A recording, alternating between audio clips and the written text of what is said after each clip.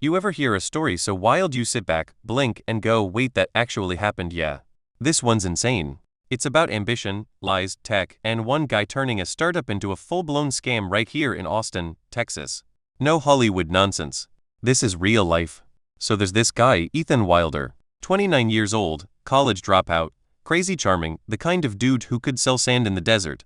He started a company called TrustLink in 2009, promising to completely revolutionize digital identity security. On paper, it was perfect.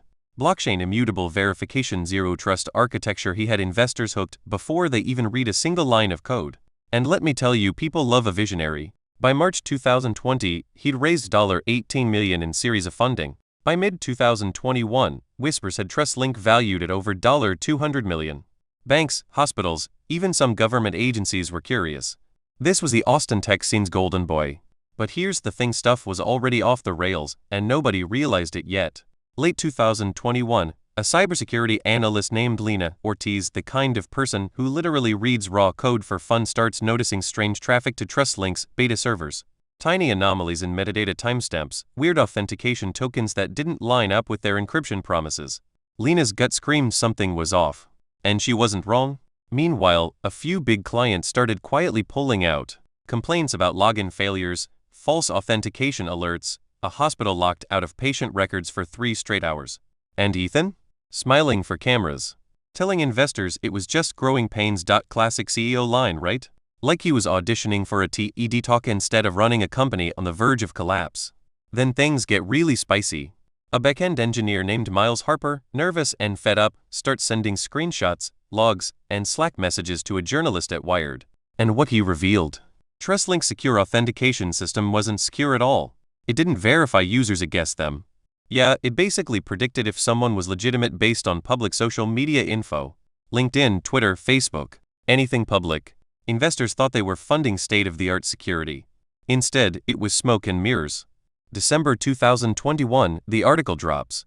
Headlines scream, TrustLink's security is just public data guesswork. Austin startup overhyped, underbuilt as your identity safe. Boom. The honeymoon is over. But here's the part most people don't realize: the FBI was already onto him. Led by Agent Maria Sanchez, who specialized in digital fraud, they'd quietly opened a probe weeks before the Wired article.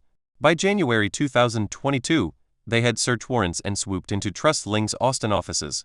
Servers? Seized. Hard drives? Gone. Emails, Slack convos, financial records? All in FBI hands.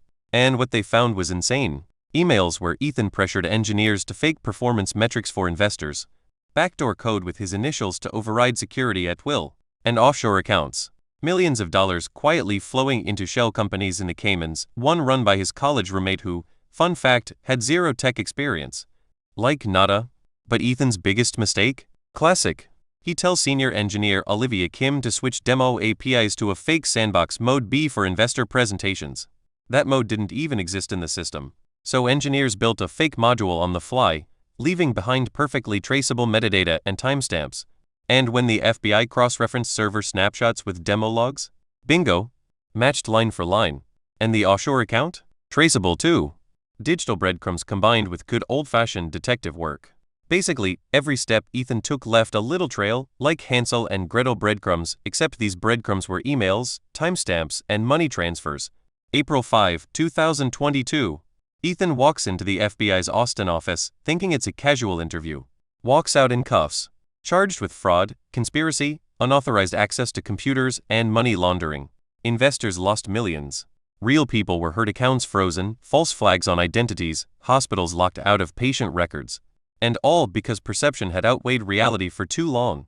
But let's pause here for a second. Imagine being Ethan in that moment. Sitting in that sterile office, cuffs on, realizing the empire you built is crumbling. His ego probably screamed at him. But here's the thing, he couldn't charm his way out this time. Now, Ethan never admitted he meant harm. In holding interviews, he said, "I believed in the product. I just pushed too hard. Maybe. But pushing too hard on lies isn't ambition, it's deception." And the real lesson? In a world obsessed with unicorn startups and disruptive tech, there are always people skating on smoke and mirrors. Every line of code, every offshore dollar, every fake demo leaves a trail. And sooner or later, justice catches up. And here's the kicker, this isn't just about one guy. It's about the system that let him get this far. Investors eager for the next big thing. Companies desperate for solutions. A culture that values hype over substance. Ethan Wilder was just smart enough to exploit that. So yeah, that's the story. TrustLink, the hype, the fake code, the offshore cash, the FBI unraveling it all. And it's a cautionary tale, right? Makes you rethink who you trust in tech. Who you let handle your data. Who gets your money. So, I want you to think about this. Would you invest in a startup now without seeing the code yourself? Would you trust a company claiming unbreakable security without verifying it? Drop a comment because I want to know. And don't scroll past, because if there's one thing this story shows, it's that smoke and mirrors only last so long before someone peeks behind the curtain. And if you're still thinking about Ethan, remember this. That college dropout with charm and ambition? He's now a cautionary tale. A reminder that in the tech world, perception might get you funding, but it's the truth and the digital breadcrumbs that catch you in the end. So next time you hear some startup founder dropping buzzwords about revolutionizing the world, just ask yourself, are they building the future, or just a house of cards? If you want more tech stories like this, don't forget to like and subscribe us. Please leave your comments.